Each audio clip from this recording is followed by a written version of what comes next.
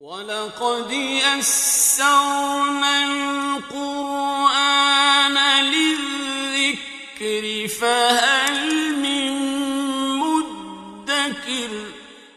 الحمد للہ رب العالمین والصلاة والسلام علی اشرف الانبیاء والمرسلین، اما بعد، اعوذ باللہ من الشیطان الرجیم۔ إليه يرد علم الساعة وما تخرج من ثمرات من أكمامها وما تحمل من أنثى ولا تضع إلا بعلمه ويوم يناديهم أين شركائي قالوا آذناك ما منا من شهيد وضل عنهم ما كانوا يدعون من قبل وظنوا ما لهم من محيص۔ الحمد للہ رب العالمین والصلاة والسلام علی اشرف الانبیاء والمرسلین، اما بعد، اعوذ باللہ من الشیطان الرجیم۔ الیہ یرد علم الساعہ، اسی کی طرف لوٹایا جاتا ہے قیامت کا علم۔ وما تخرج من ثمرات من اکمامها، اور نہیں نکلتا کوئی بھی پھل من اکمامها، اپنے شگوفوں سے۔ وما تحمل من انثى، اور نہیں حمل اٹھاتی، نہیں بوجھ اٹھاتی، من انثى کوئی بھی مادہ۔ ولا تضع، اور نہ وہ جنتی ہے، نہ وہ وضع حمل کرتی ہے، الا بعلم، مگر اس کے علم کے ساتھ۔ تو ان آیات کریمہ میں، اس آیت کریمہ میں اللہ رب العالمین نے اپنی بہت بڑی قدرت بیان کی ہے۔ وہ ایسی قدرت جس قدرت میں اللہ رب العالمین اکیلے ہیں، اور اس قدرت میں اللہ رب العالمین کے ساتھ کوئی بھی شریک نہیں ہے اللہ کی مخلوق میں سے، خواہ وہ کوئی مقرب فرشتہ، کوئی مرسل نبی کیوں نہ ہو۔ تو اللہ کے ساتھ ان عظیم صفات میں کوئی بھی اللہ کا شریک نہیں ہے۔ ان صفات میں کیا ہے کہ صرف اسی کی طرف لٹایا جاتا ہے قیامت کا علم۔ تو میں نے آپ کو ذکر کیا تھا کہ الیہ، یہ اس کا اصل مقام اس جملہ کی ترتیب کے اندر آخر میں ہے۔ اصل عبارت ہونی چاہیے یرد علم الساعۃ الیہ۔ تو الیہ کے شروع میں آنا وہ اس بات پر دلالت کر رہا ہے کہ یہاں معنی کے اندر حصر پیدا ہو رہا ہے، تو صرف اللہ کی طرف ہی لٹایا جاتا ہے قیامت کا علم۔ تو قیامت کا علم، قیامت کے بارے میں معلوم ہونا، تو قیامت کے بارے میں صرف اللہ کو علم ہے، اللہ کے علاوہ کسی کو علم نہیں ہے۔ اور اگر اللہ کے علاوہ کسی کو قیامت کا علم نہیں ہے، صرف اسی ایک بات سے فیصلہ ہو جاتا ہے کہ علم الغیب کس کے پاس ہے۔ جس کے پاس علم الغیب ہوگا اسے قیامت کا علم بھی ہوگا۔ علم الغیب کا یہ مطلب نہیں ہوتا کہ بعض باتوں کا علم ہو، بعض باتوں کا علم نہ ہو۔ تو یہی جس کے پاس قیامت کا علم ہوگا، ہر چیز کا علم ہوگا، اسی کے پاس ہی گویا کہ غیب کا علم بھی ہوگا۔ تو قیامت کا علم صرف اور صرف اللہ کے پاس ہے، وہ نہ کسی فرشتے کے پاس ہے، نہ فرشتوں کے سردار سیدنا جبریل امین علیہ السلام کے پاس ہے، اور نہ وہ کسی انسان، کسی جن کے پاس ہے، نبی کریم صلی اللہ علیہ وسلم کے پاس ہے، کسی کے پاس اس کا علم نہیں ہے۔ اسی طرح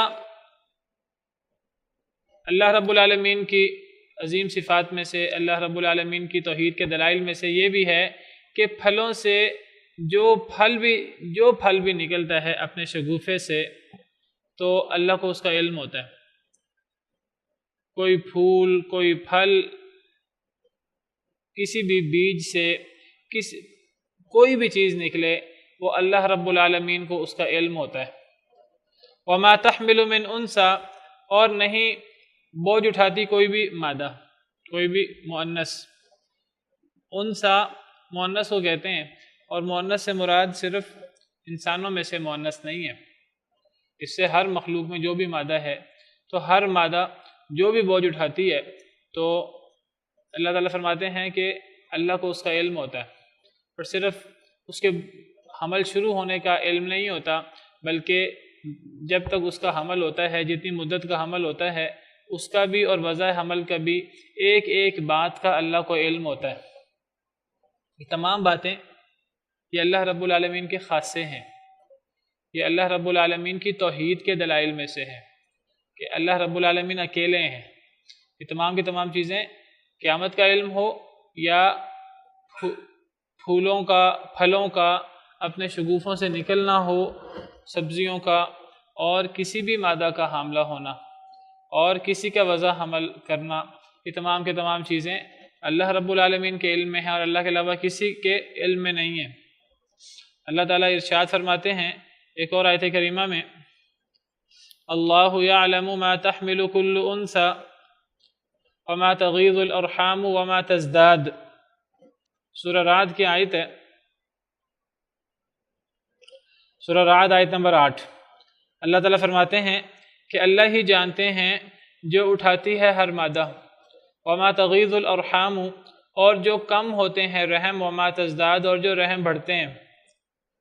اللہ کو کسی بھی خاتون ہو، کوئی عورت ہو، انسانوں میں سے کوئی مادہ ہو، مؤنث ہو، یا وہ کسی اور مخلوق میں سے کوئی بھی مادہ ہو، تو جب وہ حاملہ ہوتی ہے اللہ کو اس کا علم ہوتا ہے۔ صرف اس وقت نہیں ہوتا جب وہ حاملہ ہوتی ہے، اللہ کو پہلے سے علم ہوتا ہے کہ اس نے اس وقت حاملہ ہونا ہے۔ صرف اللہ کو اسی کا علم نہیں ہوتا، بلکہ وہ حمل کی مدت جتنی بڑھتی ہے، جتنی کم ہوتی ہے، عام روٹین کی جتنی مدت ہے وہ کیا ہے، اور اب اللہ کی مرضی ہوتی ہے کہ اللہ اس حمل کو بڑھا دیں یا اس حمل کو کم وقت کے اندر وضع حمل ہو جائے۔ تو جو رحم کم کرتے ہیں اور جو زیادہ کرتے ہیں اللہ کو اس کا علم ہے۔ کیوں؟ وَكُلُّ شَيْءٍ عِنْدَهُ بِمِقْدَارٍ، کیونکہ ہر شے اللہ کے نزدیک ایک مقدار کے ساتھ ہے۔ اللہ نے ہر شے کا پہلے سے اندازہ کر رکھا ہے، اور میں نے ذکر کیا اس کا تعلق ایک ایک شے کے علم کا تعلق اصل میں علم غیب کے ساتھ ہے۔ اسی لیے اگلی آیت میں اللہ غیب کی بات کر رہے ہیں، عالم الغیب والشہادۃ الکبیر المتعال، اللہ جاننے والے ہیں غیب کے بھی اور حاضر کے بھی، بہت بڑے ہیں اور بہت بلند ہیں۔ تو اگلی آیت کریمہ میں اللہ رب العالمین کے علم غیب کا ذکر ہے۔ ایک اور آیت کریمہ میں اللہ فرماتے ہیں، سورہ فاطر آیت نمبر 11، واللہ خلقکم من تراب ثم من نطفۃ ثم جعلکم ازواجا، اللہ نے تمہیں مٹی سے پیدا کیا، پھر تمہیں نطفے سے پیدا کیا، پھر تمہارے جوڑے بنائے۔ وما تحمل من انثی ولا تضع الا بعلم، جو بھی مادہ حاملہ ہوتی ہے نہیں وہ حاملہ ہوتی اور نہ وہ وضع حمل کرتی ہے الا بعلم، مگر اللہ کے علم کے ساتھ، اللہ کو اس کا علم ہوتا ہے۔ وما يعمر من معمر، اور نہیں عمر دی جاتی کسی بھی لمبی عمر والے شخص کو، ولا ينقص من عمره، اور نہیں کسی کی عمر کم کی جاتی الا فی کتاب، مگر یہ ہر چیز کتاب میں ہوتی ہے، یعنی لوح محفوظ میں۔ اور لوح محفوظ میں جو موجود علم ہے، وہ چیزیں ہیں، ان میں ہر شے کا علم ہے، اور اس میں غیب کا علم بھی لوح محفوظ میں موجود ہے۔ لوح محفوظ میں ہر شے کا علم موجود ہے، اور کوئی بندہ یہ نہ سمجھے کہ یہ کیسے ممکن ہے کہ اللہ کو ایک چیز کا علم ہے اور ہر شے کا علم ہے اور وہ جب ہوتی ہے تب نہیں ہے، وہ پہلے سے ہے۔ اللہ رب العالمین نے ہر چیز جو ہے وہ پہلے سے لکھ رکھی ہے، لکھوا رکھی ہے باقاعدہ، ہر چیز پہلے سے کتاب میں ہے۔ تو یہ ہر چیز کا اللہ کو پہلے سے علم ہونا اور ہر چیز کا پہلے سے لکھا ہونا، یہ کوئی اللہ پر مشکل نہیں ہے، اللہ پر بڑا آسان ہے۔ اور یہی چیزیں اسی کو غیب کہتے ہیں۔ سورہ نعم میں اللہ فرماتے ہیں وَعِندَهُ مَفَاتِحُ الْغَيْبِ لَا يَعْلَمُهَا إِلَّا هُ، غیب کی چابیاں صرف اسی کے پاس ہیں جنہیں اللہ کے علاوہ کوئی نہیں جانتا۔ غیب کی چابیاں کیا ہیں؟ ان غیب کی چابیوں میں خاص طور پہ 5 چیزیں شامل ہیں، باقی چیزیں تو شامل ہیں ہی ہیں۔ ان غیب کی چابیوں میں ہر چیز آ جاتی ہے، ہر علم آ جاتا ہے، لیکن ان میں خاص طور پہ 5 چیزیں تو شامل ہیں۔ وہ 5 چیزیں کون سی ہیں؟ یہ وہی 5 چیزیں ہیں جن کا ذکر سورہ لقمان کی آخری آیت میں ہے، ان اللہ عنده علم الساعہ، بے شک اللہ اسی کے پاس قیامت کا علم ہے۔ قیامت کا علم ہونا یہ غیب کی علم غیب میں سے ہے، اس لیے میں نے ذکر کیا الیہ یرد علم الساعہ، یہاں سے صرف اللہ کے لیے علم غیب کا ہونا یہاں سے ثابت ہو رہا ہے۔ یہ بھی علم غیب اللہ کے لیے خاص ہے، اس کے بہت سارے دلائل میں سے ایک دلیل ہے، اور بھی بہت سارے دلائل ہیں جو میں پچھلے لیکچر میں پیش کر چکا ہوں۔ تو مفاتیح الغیب میں پہلی چیز قیامت کا علم ہے، وَيُنَزِّلُ الْغَيْث، دوسری چیز بارش کا علم، بارش کب ہوگی، کتنی ہوگی، اس کا کتنا فائدہ ہوگا۔ وَيَعْلَمُ مَا فِي الْأَرْحَامِ، اور تیسری چیز رحموں میں کیا ہے، رحموں میں کیا ہے، کب حمل ہوا، کتنی دیر تک یہ رہے گا، کتنا کم ہوتا ہے، کتنا زیادہ ہوتا ہے، پھر پیدا ہوگا کہ نہیں ہوگا، اور اگر ہوگا تو شقی ہوگا، سعید ہوگا، اور تمام تفصیلات کے ساتھ، یہ تیسری چیز۔ اور چوتھی چیز وَمَا تَدْرِي نَفْسٌ مَاذَا تَكْسِبُ غَدًا، کسی نفس کو نہیں پتا کہ اس نے کل کیا کرنا ہے۔ اور پانچویں چیز وَمَا تَدْرِي نَفْسٌ بِأَيِّ أَرْضٍ تَمُوتُ، اور کسی نفس کو نہیں پتا کہ اس نے کہاں مرنا ہے۔ ان اللہ علیم خبیر، بے شک اللہ تعالیٰ علیم بھی ہیں، خبیر بھی ہیں۔ یہ پانچ چیزیں مفاتیح الغیب میں سے ہیں۔ یہ آپ کہیں گے کہ آپ مفاتیح الغیب کی جو آیت ہے وہ سورہ انعام کی آیت نمبر جو ہے وہ 59 ہے، اور یہ جو آپ سورہ لقمان کی آیت پڑھ رہے ہیں، آخری آیت، اس میں تو مفاتیح الغیب کا ذکر نہیں ہے۔ آپ اس میں جوڑ کیوں رہے ہیں؟ اس کو آپ اس میں جوڑنے کی وجہ در حقیقت یہ حدیث مبارکہ ہے۔ نبی صلی اللہ علیہ وسلم نے حدیث مبارکہ میں انہی سورہ لقمان کی 5 چیزوں کو مفاتیح الغیب قرار دیا ہے۔ نبی صلی اللہ علیہ وسلم کا ارشاد ہے، صحیح بخاری کی حدیث ہے، آپ نے فرمایا کہ مفاتیح الغیب 5، صحیح بخاری کی روایت ہے، آپ نے فرمایا غیب کی چابیاں 5 ہیں۔ سورہ انعام کی آیت وَعِندَهُ مَفَاتِحُ الْغَيْبِ، وہاں ان 5 چیزوں کا ذکر نہیں ہے سورہ انعام میں، وہاں مفاتیح الغیب کا ذکر ہے۔ وہاں یہ ذکر ہے مفاتیح الغیب اللہ کے علاوہ کوئی نہیں جانتا، وَعِندَهُ مَفَاتِحُ الْغَيْبِ لَا يَعْلَمُهَا إِلَّا هُوَ، اللہ کے علاوہ کوئی مفاتیح الغیب نہیں جانتا۔ وہ چیزیں کیا ہیں میں نے بتایا، اس میں ہر چیز آ جاتی ہے، اور اس میں 5 چیزیں خاص طور پر آتی ہیں۔ تو سورہ انعام کی اس 59 نمبر آیت میں 5 چیزوں کا ذکر نہیں ہے۔ سورہ لقمان کی آخری آیت میں 5 چیزوں کا ذکر ہے، لیکن وہاں مفاتیح الغیب کا لفظ نہیں ہے۔ یہ حدیث دونوں کو جوڑ دیتی ہے۔ نبی صلی اللہ علیہ وسلم نے فرمایا مفاتیح الغیب 5، غیب کی چابیاں 5 ہیں۔ ان اللہ عنده علم الساعہ، پہلی چیز، وینزل الغیث دوسری چیز، ویعلم ما فی الارحام تیسری چیز، وما تدری نفس ماذا تکسب غدا چوتھی چیز، وما تدری نفس بأی ارض تموت۔ گویا کہ نبی کریم صلی اللہ علیہ وسلم نے مفاتیح الغیب کی تشریح سورہ لقمان کی آیت کریمہ کے ساتھ کی ہے۔ تو اسے پتہ لگا کہ غیب کی چابیوں میں 5 علوم خاص طور پر اہمیت کے حامل ہے، جن میں سے سب سے پہلے کون سا علم ہے؟ قیامت کا علم۔ تو اللہ فرماتے ہیں کہ غیب کی چابیاں صرف اللہ کے پاس ہیں، لا یعلمها الا هو، انہیں اللہ کے علاوہ کوئی نہیں جانتا۔ کسی بھی علم کو مکمل طور پہ اللہ کے علاوہ کوئی نہیں جانتا، خاص طور پہ ان 5 چیزوں کو جن کو مفاتیح الغیب کہتے ہیں، جن میں سر فہرست قیامت کا علم ہے، انہیں اللہ کے علاوہ کوئی نہیں جانتا۔ وَيَعْلَمُ مَا فِي الْبَرِّ وَالْبَحْرِ، اور وہ جانتا ہے جو کچھ خشکی میں ہے، جو کچھ سمندر میں ہے۔ اللہ کو خشکی اور سمندر میں موجود ہر شے کا، خشکی میں جتنے ذرات ہیں ان ذرات کی تعداد، ان پتوں کی تعداد اور ہر چیز کی تعداد، اور سمندر میں جتنے قطرے ہیں، سمندر خشکی سے بہت بڑا ہے، کم از کم 3 گنا، 3/4 سمندر ہے اس دنیا کا، 1/4 خشکی ہے۔ تو سمندر میں جتنے قطرات، جتنے قطرے ہیں، اللہ کو ہر چیز کا علم ہے خشکی اور تری میں۔ صرف اللہ کو علم نہیں ہے، لوح محفوظ میں اللہ نے ہر چیز لکھ رکھی ہے۔ وَمَا تَسْقُطُ مِنْ وَرَقَةٍ إِلَّا يَعْلَمُهَا، نہیں گرتا کوئی بھی پتا زمین میں، إِلَّا يَعْلَمُهَا، مگر اللہ اس کو جانتے ہیں۔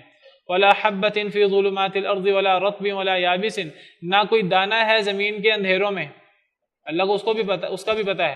وَلَا رَطْبٍ وَلَا يَابِسٍ، اور نہ کوئی رطب چیز یعنی تر چیز، اور نہ کوئی یابس چیز یعنی خشک چیز۔ یہ رطب و یابس ایک محاورہ ہے، اس میں ہر چیز آ جاتی ہے، نہ کوئی خشک چیز نہ کوئی تر چیز، یعنی ہر چیز نہیں ہے یہ تمام چیزیں الا فی کتاب مبین، مگر یہ کتاب مبین میں ہے۔ اللہ صرف یہ نہیں فرماتے کہ اللہ کو ان ایک ایک چیز کا علم ہے، اللہ فرماتے ہیں نہ صرف علم ہے بلکہ اللہ نے تو لکھ رکھا ہے۔ اور سورہ فاطر کی ہم نے آیت پڑھی کہ الا فی کتاب ان ذلک علی اللہ یسیر، ہر چیز کتاب میں ہے اور یہ چیز اللہ پر آسان ہے، وہ مشکل نہیں ہے۔ بالکل اس طرح کی آیت ہے جیسا اللہ فرماتے ہیں ام حسبت ان اصحاب الکہف والرقیم کانوا من آیاتنا عجبا، اے نبی کیا آپ خیال کرتے ہیں کہ یہ جو اصحاب کہف کا واقعہ، اصحاب رقیم کا واقعہ، یہ ہماری کوئی بہت بڑی نشانی ہے؟ یہ کوئی اللہ کے لیے کوئی مشکل نشانی نہیں تھی۔ اللہ 300 سال کے لیے یہ فوت کر دیں، موت دے دیں یا سلا دیں، یا 309 سال کے لیے اللہ تعالیٰ سلا دیں یا نیند دے دیں، یہ اللہ کی کوئی بہت بڑی نشانیوں میں سے کوئی نشانی نہیں ہے۔ یہ اللہ کے لیے تو بہت آسان ہیں یہ چیزیں۔ تو یہ ہر شے کا علم ہونا، علم غیب کا ہونا، ہر شے کا علم ہونا، اور نہ صرف پہلے سے علم ہونا بلکہ اس کو لکھ بھی لینا، ہمیں یہ بڑی اچنبے کی بات لگتی ہے۔ اللہ کے لیے یہ سب چیزیں، جس کو ہم محاورے میں کہتے ہیں بائیں ہاتھ کا کھیل ہے، بہت آسان ہے اللہ کے لیے یہ، اور یہ سب چیزیں صرف اللہ رب العالمین کے ساتھ خاص ہیں، یہ اللہ کے علاوہ کسی کو ان کا پتہ نہیں ہے۔ آپ شخص کہنا چاہ رہے ہیں؟ جی جی نہیں، وہ روح کے بارے میں سوال ہوا تو وَيَسْأَلُونَكَ عَنِ الرُّوحِ، تو اللہ نے اس کا جواب یہ دیا قُلِ الرُّوحُ مِنْ أَمْرِ رَبِّي، اے نبی صلی اللہ علیہ وسلم آپ فرما دیجئے کہ روح میرے رب کا حکم ہے، وَمَا أُوتِيتُم مِّنَ الْعِلْمِ إِلَّا قَلِيلًا، اور تمہیں تھوڑا علم دیا گیا ہے، یعنی تم بس یہ سمجھ لو کہ روح اللہ کا حکم ہے، اس سے زیادہ تم سمجھ نہیں سکتے روح کی ماہیت کو، روح کی حقیقت کو، تمہیں تھوڑا علم دیا گیا ہے۔ تو روح بھی ایسی چیزوں میں سے ہے جس کی حقیقی ماہیت کے بارے میں اللہ کے علاوہ کوئی نہیں جانتا۔ تو میں نے ذکر کیا کہ صرف یہ 5 چیزیں جو ہیں یہ علم غیب میں شامل نہیں ہیں، یہ 5 چیزیں صرف اللہ کے علم میں شامل نہیں ہیں، یہ 5 چیزیں خاص طور پر، اور باقی چیزیں بھی، باقی بہت ساری چیزیں ہیں، ان میں یہ سر فہرست یہ 5 چیزیں، اور ان 5 چیزوں میں بھی سب سے پہلے قیامت کا علم۔ قیامت کے علم کے بارے میں تو قرآن پاک میں 8-10 آیات ہیں جو بتاتی ہیں کہ اللہ کے علاوہ کسی کے پاس قیامت کا علم نہیں ہے، اور اگر ایک چیز کے بارے میں یہ آ جائے کہ اللہ کے علاوہ کسی کو اس کا علم نہیں ہے تو یہ اس بات کی دلیل ہے کہ کسی کو غیب کا علم نہیں ہے اللہ کے علاوہ۔ ایک ہی آیت میں، بلکہ قرآن کی ایک آیت میں اللہ نے 2 دفعہ رد کیا ہے، ایک ہی آیت میں، کہ کسی کو اللہ کے علاوہ قیامت کا علم نہیں ہے، ایک ہی آیت میں اللہ نے 2 دفعہ رد کیا ہے۔ یہ سورہ اعراف کی آیت ہے، اللہ فرماتے ہیں کہ وہ آپ سے سوال کرتے ہیں کہ قیامت کب قائم ہوگی، سورہ اعراف آیت نمبر 187، اس آیت کی ابتدا ہے، وہ آپ سے سوال کرتے ہیں قیامت کے بارے میں کب وہ قائم ہوگی، قل انما علمها عند ربی، کہہ دیجئے سوائے اس کے کہ نہیں، اس کا علم ہے میرے رب کے پاس۔ یہ انما، یہ حصر کا کلمہ ہے، عربی زبان میں عرب لوگ جانتے ہیں گرامر والے، انما حصر کے لیے آتا ہے، اس کا مطلب ہے کہ اس کا علم تو صرف میرے رب کے پاس ہے۔ یہ اس آیت کا پہلا حصہ ہے۔ اس آیت کے پہلے حصے میں اللہ نے فرمایا کہ قیامت کا علم، اے اللہ کے نبی آپ فرما دیجئے، نبی کا حکم ہے، نبی اعلان کریں کہ مجھے بھی اس کا علم نہیں ہے، اس کا علم صرف میرے رب کو ہے۔ لا یجلیھا لوقتھا الا ھو، نہیں ظاہر کرے گا اس کو اس کے وقت پر مگر اللہ ہی۔ ثقلت فی السماوات والارض، وہ آسمان اور زمین میں بوجھل ہو چکی ہے قیامت، جب وہ آئے گی تو زمین و آسمان میں بوجھ پڑ جائے گا، تباہ و برباد ہو جائیں گے۔ لا تأتیکم الا بغتہ، نہیں وہ آئے گی تمہارے پاس مگر اچانک۔ یسألونک کأنک حفی عنہا، وہ آپ سے ایسے سوال کرتے ہیں جیسے کہ آپ کو اس کا بڑا علم ہے۔ قل انما علمها عند اللہ، کہہ دیجئے سوائے اس کے کہ نہیں، اس کا علم تو صرف اللہ کے پاس ہے۔ آیت کے آخر میں دوبارہ ایک ہی آیت میں 2 دفعہ اللہ نے رد کیا کہ قیامت کا علم صرف ایک اللہ کے پاس ہے۔ تو میں کہتا ہوں کہ صرف اس ایک بات سے ہی فیصلہ ہو جاتا ہے، باقی بہت سارے دلائل کی ضرورت بھی نہیں رہ جاتی کہ علم غیب صرف اللہ رب العالمین کا خاصہ ہے۔ کہ کوئی بندہ یہاں سوال کر لیتا ہے کہ یہ حاملہ کے بارے میں اللہ کے علاوہ اوروں کو بھی پتہ لگ جاتا ہے، آج کل ڈاکٹر بھی جو ہے وہ الٹرا ساؤنڈ وغیرہ کے ذریعے پہچان لیتے ہیں، اور بارش کے بارے میں بھی جو ہے وہ آج کل جو ہے فور کاسٹ وغیرہ اس کے ذریعے پہچان لیا جاتا ہے کب بارش ہوگی کب بارش نہیں ہوگی۔ تو یہ بات یاد رکھیے کہ اللہ کے علاوہ جو یہ انسان کچھ آلات وغیرہ کے ذریعے کچھ ایسی چیزیں جو ہیں وہ پہچان لیتے ہیں اور اس کے بارے میں کچھ اندازہ لگا دیتے ہیں، پہلی بات ہے کہ وہ اندازہ ہی لگاتے ہیں، وہ کوئی یقینی بات نہیں ہوتی۔ دوسری بات یہ ہے کہ وہ آلات کے ذریعے یہ کام کرتے ہیں۔ اب ایک بندہ جو ہے، ایک ڈاکٹر، وہ الٹرا ساؤنڈ کے ذریعے بتائے کہ فلاں خاتون پریگننٹ ہے اور اس کے پیٹ میں وہ کوئی 7-8 ماہ کی حاملہ ہے، تو اس کے پیٹ میں بچہ ہے بچی، اگر ایک ڈاکٹر بتا دے الٹرا ساؤنڈ سے دیکھ کر، تو دیکھ کر بتانا یہ تو کوئی غیب کا علم نہ ہوا، یہ تو کوئی علم نہ ہوا، یہ تو ایسے جیسے کوئی دیکھ کے بتا دے۔ جیسے کمرے میں 5 لوگ ہیں، ایک بندہ دیکھا ہے کمرے میں 5 لوگ ہیں، اور دوسرے بندے سے پوچھے ہاں جی بتاؤ کمرے میں کتنے لوگ ہیں، تو ایک بندہ نے دیکھ کے آیا، دوسرے بندے نے نہیں دیکھا، تو جو دیکھ کے آیا وہ بتا دے بعد میں 5 لوگ پھر کہ دیکھو میرا علم کتنا بڑا ہے، یہ کوئی علم نہیں ہے، ایک بندے نے دیکھ کر بتا دیا۔ یہ ایسی بات ہے جیسے کہ مکہ مکرمہ میں خانہ کعبہ میں کیا ہو رہا ہے، ٹیلی کاسٹ اگر ہو رہا ہے تو ہمیں اگر اس کا علم ہو جاتا ہے ٹیلی کاسٹ کے ذریعے، تو یہ تو کوئی حیرانگی کی بات نہیں ہے، یہ تو ایک آلات کے ذریعے بتایا جا رہا ہے۔ تو یہ جو ہے وہ اللہ کے اس جو علم کے اندر یہ کوئی اس کا شریک نہیں ہو رہا۔ دوسری بات کہ یہ جو بارش کی بات ہے یا یہ جو رحم میں کیا ہے، ہم اس سے مراد صرف یہ لیتے ہیں کہ جی بارش کب ہوگی یہ بتا دینا۔ میں نے بتایا پہلی بات ہے یہ یقینی بھی نہیں ہوتی، میں پچھلے دنوں پڑھ رہا تھا کہ اس جمعرات جمعے کو بارش ہونی ہے، لیکن نہیں ہوئی ہمارے ہاں، تو ہو بھی جاتی ہے نہیں بھی ہوتی، اور کئی دفعہ بتانے کے مطابق ہو بھی جاتی ہے۔ تو وَيُنَزِّلُ الْغَيْثَ سے مراد صرف یہ نہیں ہے کہ بارش کب ہوگی اس کا علم، اس میں صرف یہ ایک چھوٹا سا پہلو شامل نہیں ہے، اس میں بارش کے ہونے کا علم بھی شامل ہے، یہ بھی شامل ہے کہ بارش کس علاقے میں بالضبط کس علاقے میں ہوگی، کس علاقے میں کہاں سے کہاں تک ہوگی، اور کتنے ملی میٹر بارش ہوگی، اور وہ بارش فائدہ مند ہوگی نقصان دہ ہوگی۔ اس میں بارش کے بارے میں ہزاروں لاکھوں اور باتوں کا علم ہے۔ اس بارش سے کتنے پھل، کتنے پھول، کتنے پتے، کتنے پودے نکلیں گے، اور اس بارش سے کتنے انسانوں کو فائدہ ہوگا، کتنے انسانوں کو نقصان ہوگا، کہاں سیلاب آئے گا، کہاں وہ فائدہ مند ثابت ہوگی، ہزاروں باتیں شامل ہیں اس کے اندر۔ پھر اسی طرح اگر آپ وَيَعْلَمُ مَا فِي الْأَرْحَامِ کو لے لیں، یہ جو ڈاکٹر بتا دیتے ہیں الٹرا ساؤنڈ کے ذریعے، بھائی وَيَعْلَمُ مَا فِي الْأَرْحَامِ میں نے پہلے بھی 2 دفعہ وضاحت کی ہے کہ ہم الٹرا ساؤنڈ کے ذریعے ڈاکٹر دیکھ کے بتا دیتے ہیں فلاں خاتون، بھائی رحم کا مطلب میں نے ذکر کیا کہ صرف اس سے عورتوں کا رحم مراد نہیں ہے۔ اور یہاں یہ جو آیت ہے وَمَا تَحْمِلُ مِنْ أُنْثَىٰ کہ جو بھی مادہ حاملہ ہوتی ہے اللہ کو اس کا علم ہوتا ہے، یہاں مادہ سے مراد صرف انسانوں کی جو نر اور مادہ میں سے مادہ مراد نہیں ہے، من انثیٰ کا لفظ ہے، کوئی بھی مادہ، وہ انسانوں میں سے ہو، وہ جنوں میں سے ہو، وہ کوئی اور مخلوق جانوروں میں سے، حشرات الارض میں سے، وہ بڑی ہے چھوٹی ہے، وہ چونٹی میں نر اور مادہ کا تصور ہے، جراثیم میں نر مادہ کا تصور ہے، ایسے جراثیم ہیں جو ہمیں آنکھوں سے نظر بھی نہیں آتے، بیکٹیریا، اور ایسے جراثیم بھی ہیں جو انہی بیکٹیریا کے اندر پرورش پاتے ہیں، ان سے بھی چھوٹے ہیں وائرس، تو ان میں بھی نر مادہ کا تصور ہے، اور ہر چیز میں نر مادہ کا تصور ہے۔ اور اس مادہ کے رحم میں کیا ہے اللہ کو تو اس کا بھی علم ہے، اور صرف یہ مادہ میں رحم میں کیا ہے، اس کے پیٹ میں نر ہے یا مادہ، صرف یہ علم، صرف اتنا علم اللہ کو نہیں ہے۔ یہ ایک چھوٹا سا پہلو ہے، میں نے ذکر کیا کہ وہ حمل کتنے عرصے کا ہوگا، وہ زیادہ عام روٹین میں کتنے عرصے کا ہوتا ہے، انسانوں میں 9 مہینے کا ہوتا ہے عام طور پہ، لیکن ہر بچہ 9 مہینے میں پیدا نہیں ہوتا۔ ابھی ہم نے سورہ رات کی آیت پڑھی ہے کہ اللہ کو پتہ ہے کہ وہ رحم وہ حمل کتنا چھوٹا ہوگا، کتنا لمبا ہوگا، وما تغیض الارحام وما تزداد، اللہ کو اس بات کا بھی علم ہے۔ اور پھر یہ رحم کی لمبائی چھوٹائی کو چھوڑ دیجئے، میں نے ذکر کیا جیسے کہ وہ بچہ سعادت مند ہوگا کہ بدبخت ہوگا، وہ بچہ جو ہے وہ پیدا بھی ہوگا کہ نہیں ہوگا، یہ تو کوئی سائنسدان نہیں بتا سکتا یہ بچہ پیدا بھی ہوگا کہ نہیں ہوگا۔ پھر یہ ہے کہ اس کی عمر کتنی ہوگی، جب پیدا ہوگا تو وہ بچہ کتنی عمر پائے گا، اس کا جو ہے قد کتنا ہوگا، اس کا رزق کتنا ہوگا، ہر چیز اس کے بارے میں، وہ جنتی ہوگا جہنمی ہوگا سب سے بڑھ کر۔ تو یہ سب باتوں کا اللہ کو علم ہے، اور یہ سب چیزیں جو ہیں وہ ينزل الغیث ويعلم ما في الارحام میں آتی ہیں۔ انسان چھوٹی سی ایک بات میں آلات کے ذریعے معلومات لے کر اللہ کا مقابلہ کرنے کو کھڑا ہو جائے اللہ کے دیے ہوئے ذہن سے، تو یہ تو بڑی بے وقوفی کی بات ہے۔ تو یہ سب چیزیں اللہ رب العالمین کا خاصہ ہیں، اور اللہ رب العالمین یہاں سے رد کر رہے ہیں اللہ کے علاوہ دیگر معبودان باطلہ کا جو مشرکوں نے بنا رکھے ہیں۔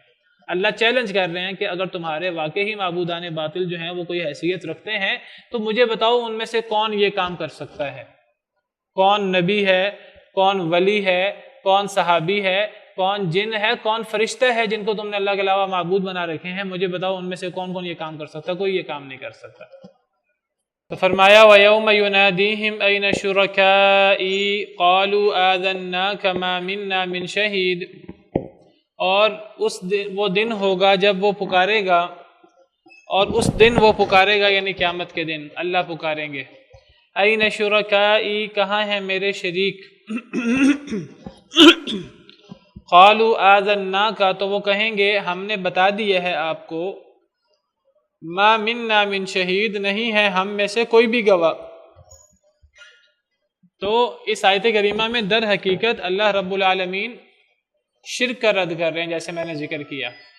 یہ آیت کریمہ اصل میں مشرکین اللہ کے علاوہ جو جن شریکوں کو پوجتے ہیں، خواہ وہ نبیوں کو انہوں نے اللہ کا شریک بنا لیا ہو، یا اللہ کے فرشتوں کو اللہ کا شریک بنا لیا ہو، یا ولیوں کو، یا جنوں کو، یا اور اللہ کی مخلوقات کو اللہ کا شریک بنا لیا ہو، سورج چاند ستاروں وغیرہ کو، تو اللہ فرماتے ہیں کہ یہ جو پیچھے چیزیں ذکر ہوئی ہیں تو ان چیزوں کا علم صرف اللہ کے پاس ہے، اور یہ اللہ رب العالمین کے معبود برحق ہونے کی، عبادت کے لائق ہونے کی دلیل ہے۔ تو آیت کے آخر میں اللہ تعالیٰ فرماتے ہیں کہ قیامت کے دن اللہ سوال کریں گے این شرکائی، کہاں ہیں میرے شریک؟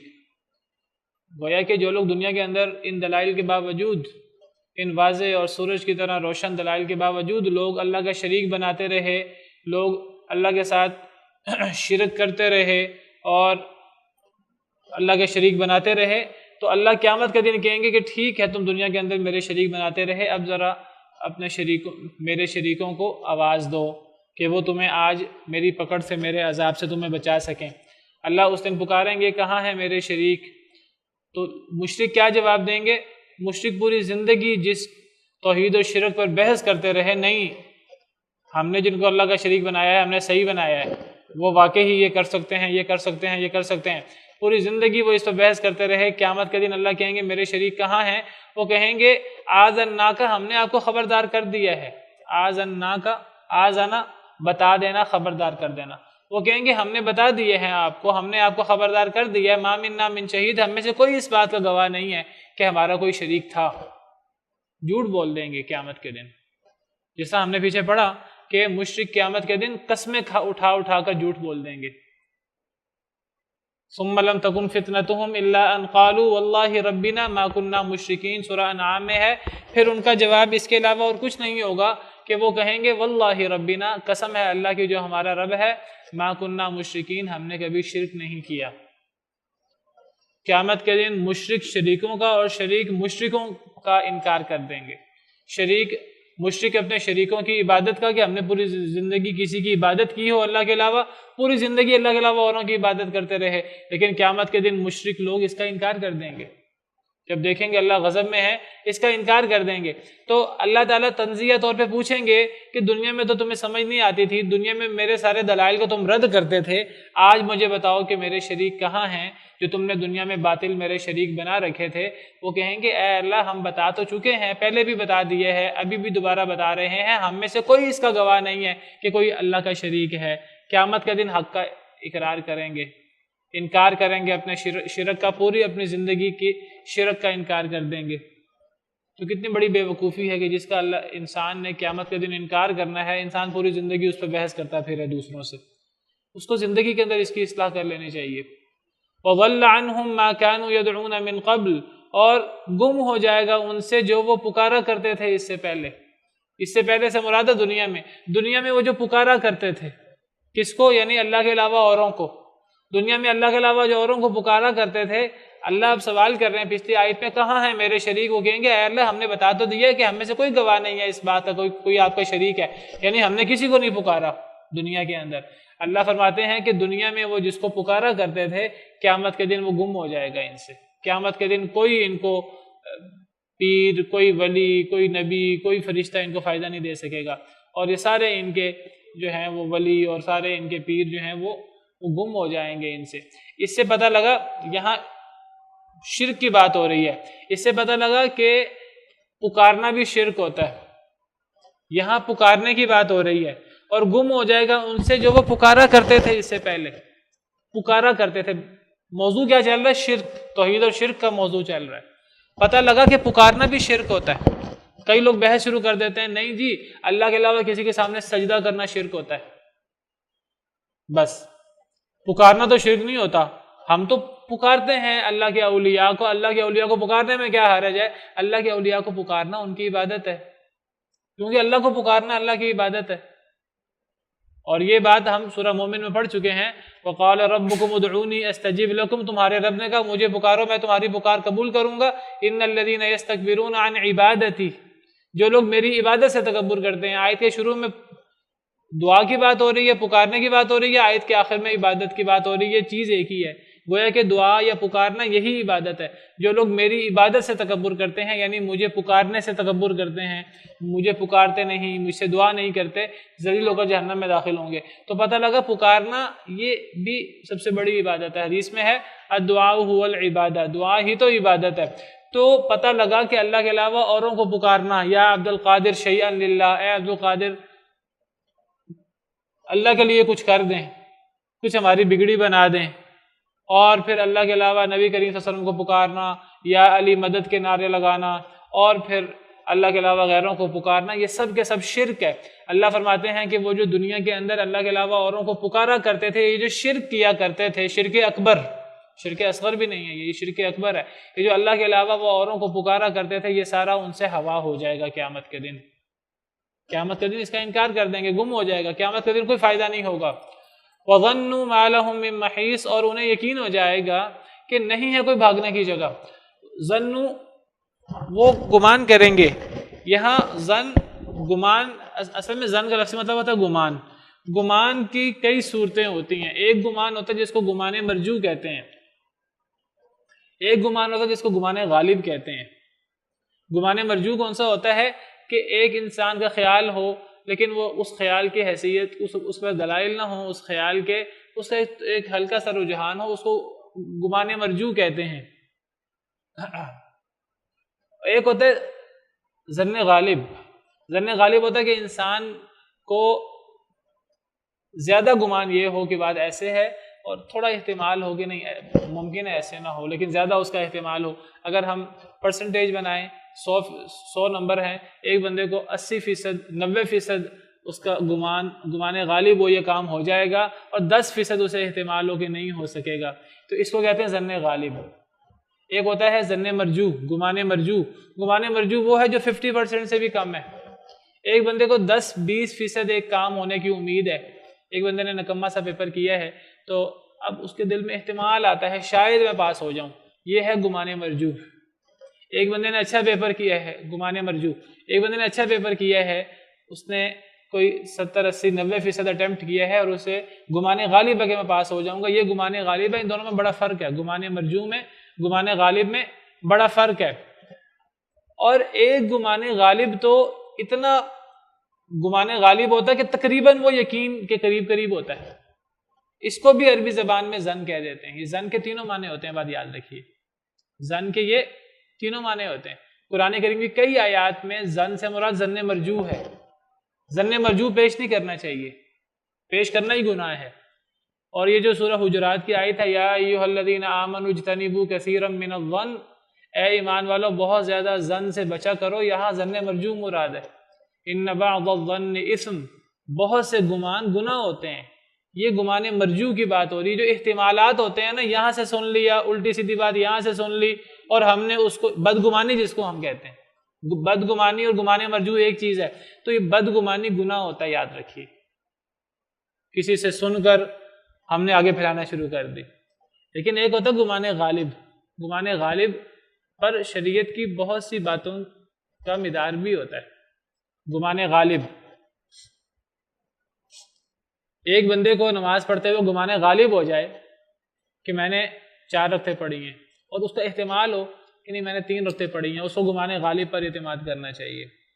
تو گمان غالب کی اہمیت ہوتی ہے، بدگمانی کی کوئی اہمیت نہیں ہوتی۔ اور ایک ظن اتنا وہ گمان غالب ہوتا ہے کہ وہ تقریباً یقین کے معنی میں ہوتا ہے۔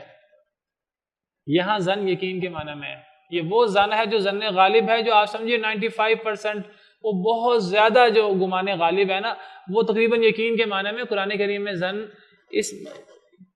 اتنا ظن غالب کہ وہ یقین کی سرحدوں کو چھو رہا ہو، جس طرح قرآن کریم میں مومنوں کے حوالے سے ہے کہ یا وَاسْتَعِینُوا بِالصَّبْرِ وَالصَّلَاةِ وَإِنَّهَا لَكَبِیرَةٌ إِلَّا عَلَى الْخَاشِعِینَ، اے لوگو صبر اور نماز کے ساتھ مدد طلب کرو، اور یہ نماز بڑی چیز ہے مگر ڈرنے والوں پر۔ الذین یظنون انہم ملاقو ربہم، وہ لوگ جو یقین رکھتے ہیں، ہم یہاں ظن کا معنی یقین کرتے ہیں، وہ لوگ جو یقین رکھتے ہیں انہم ملاقو ربہم، کہ اپنے رب سے ملیں گے، وانہم الیہ راجعون، اور وہ اپنے رب کی طرف لوٹنے والے ہیں۔ یہاں ظن یقین کے معنی میں ہے، یہ وہ گمان غالب ہے جو یقین کی سرحدوں کو چھو رہا ہے۔ اگر ہم یہاں ظن سے مراد وہ احتمال والا ظن مرجو لے لیں، تو اگر کسی کو قیامت کے بارے میں ظن مرجو ہو، کیا مومن ہوگا؟ وہ مومن نہیں ہوگا۔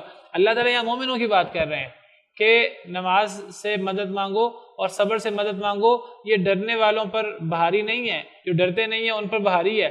کن پر بھاری نہیں ہے؟ جو یقین رکھتے ہیں کہ اپنے رب سے ملیں گے۔ لفظ یہاں اللہ نے ایقنوا استعمال نہیں کیا، یہاں اللہ نے لفظ ظنوا استعمال کیا، الذین یظنون۔ تو یہاں وظنوا یقین کے معنی میں ہے وہ گمان غالب جو یقین کی سرحدوں کو چھو رہا ہے.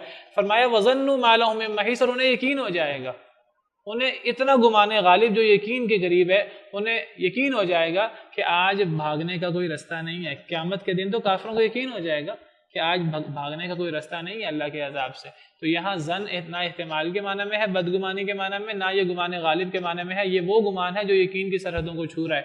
تو اس کا معنی یقین کریں کہ وہ یقین کر لیں گے کہ ما لهم من محیص، ان کے لیے کوئی بھاگنے کی جگہ. في رحبه تحلو الحياة شوقا